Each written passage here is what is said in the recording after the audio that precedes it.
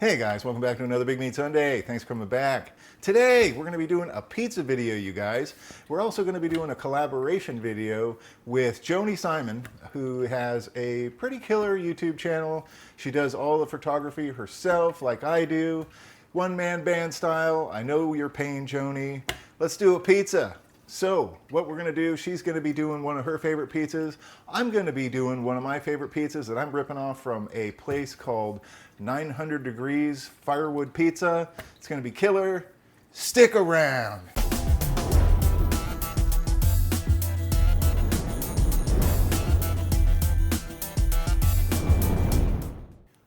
We got some ingredients out to make our dough, but first I want to talk a little bit about Joanie's channel. She does everything from Italian to sushi, healthy to decadent. Some of her recipes, actually all of her recipes, are completely amazing. Considering how long she's been on YouTube, I can't believe she doesn't have more subscribers. You guys got to go check out her channel. Either click here in this box, or I'll have a link to her channel in the description box. Please go check her out. She needs subs and views because she totally deserves them. She's a great gal. Let's hit the dough. So what I have is 3 cups of just regular AP flour and a bunch of ingredients we're going to go over now. We're going to get the yeast. It's about 2 tablespoons of yeast, 1 tablespoon of chili pepper flakes, a tablespoon of garlic powder, a tablespoon of salt, and just about 2 tablespoons of sugar. We're going to get this combined, kind of give that flour a whisking, break up the little chunks in there, make ourselves a little well. And we're going to take about 3 tablespoons of oil, olive oil I'm using. I'm going to add it to 1.5 cups of water and then drop it in there to the flour. Then I'm just going to use a spatula to kind of combine the water and the flour roughly. And if you're not spilling this all over your cutting board or your work surface, probably not doing it right. All right, so that's about as good as it's going to get with a utensil. Let me get some of these things out of the way and we'll keep working this. Right about now, be a good time to take off your wedding ring or any other jewelry that you have on your hands, unless you like washing it and trying to pick flour out of the little intricacies of said design. You just want to get in here with your hands, kind of rotate, flip it around on your cutting board. Try to get all that water to absorb what's left. All right, so this is about what we're looking for. It's still a little tacky, but all the things in the bowl are all now part of this ball. Just kind of roll it on itself like this. And you do and will have kind of a tacky dough ball here. What we're going to do, leave it in the bowl.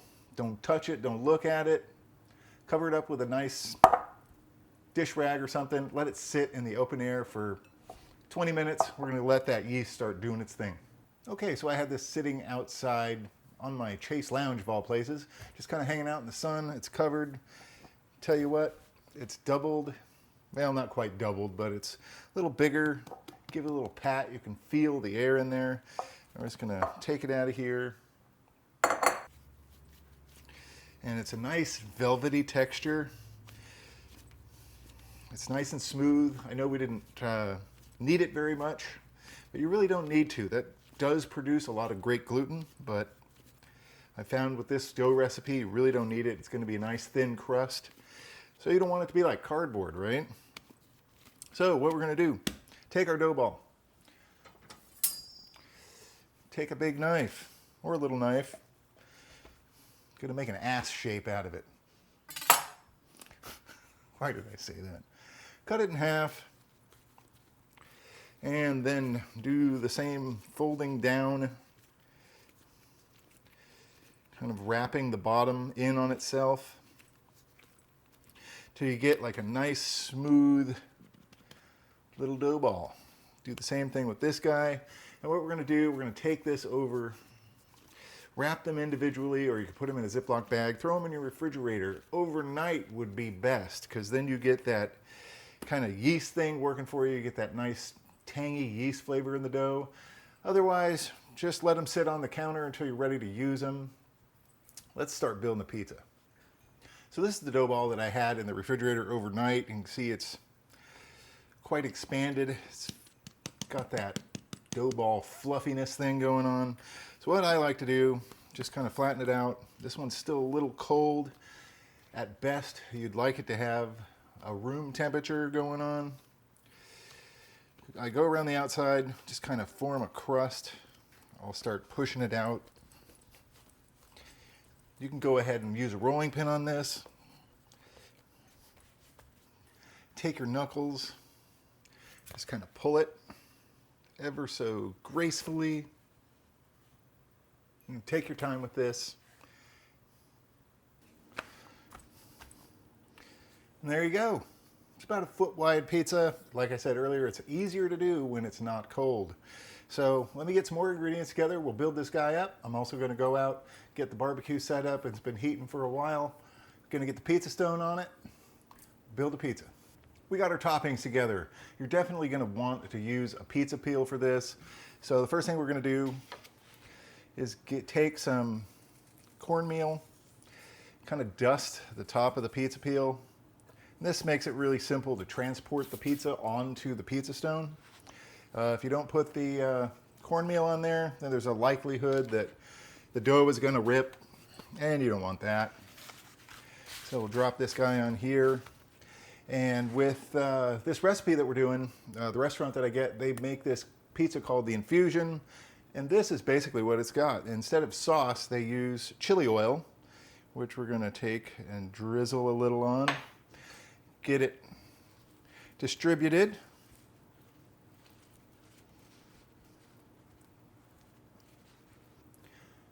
All right, so that looks pretty good. I think we're going to go with some buffalo mozzarella.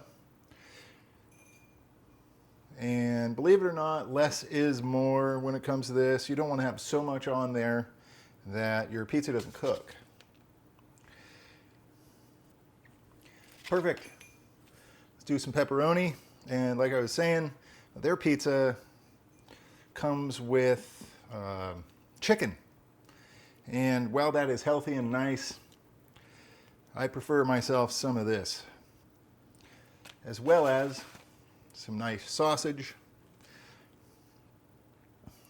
do a little red onion,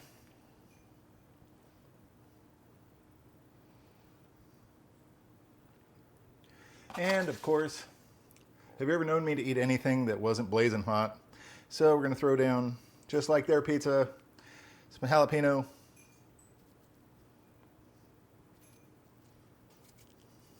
All right, so that looks good. Give it the little shaky shaky. You can see that it's slipping around on there. We're gonna get it out to the grill, throw it on that pizza stone. We're gonna bake it 550, 600 degrees. The key is you don't wanna put your pizza stone on too soon or it's gonna get too hot and you're gonna cook the pizza faster at the bottom than on the top. So it's been out there about 10 minutes now. It should be right around 400 degrees. I'm gonna throw it out there, 7 minutes, take a look at it. Don't open it. Just leave it there, let it cook for about 7 minutes. It's gonna be awesome. We'll see you then. 7 minutes later, then we have ourselves a delectable looking pizza. What do you guys think? So let's drop it on the board. And the way that 900 degrees finish this off is I take some cilantro, drizzle it on there, just like so. And my good buddy Jason over at Hardway Farms, this guy sent me this killer honey. It's all natural, completely organic, no additives, no preservatives, nothing like that. This is 100% from the bee. Take this, we're gonna drizzle some of this on here.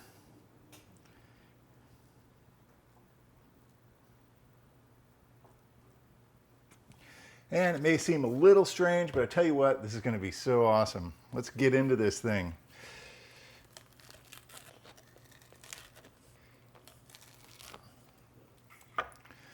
I'll take this piece here.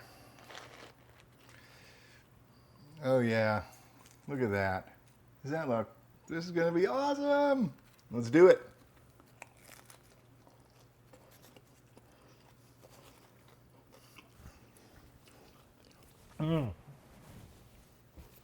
Tell you what, guys, this pizza is killer.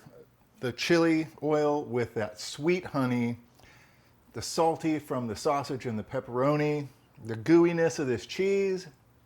There's nothing better. This is my kind of party, totally. Please check out Joanie's video. Go check out her channel as well. Give her a sub. Thanks, you guys, for sticking around. You guys know the drill. Hit that sub button, give me a thumbs up, and check me out on Facebook, Instagram, and Twitter. And check out Joanie, too. Stick around.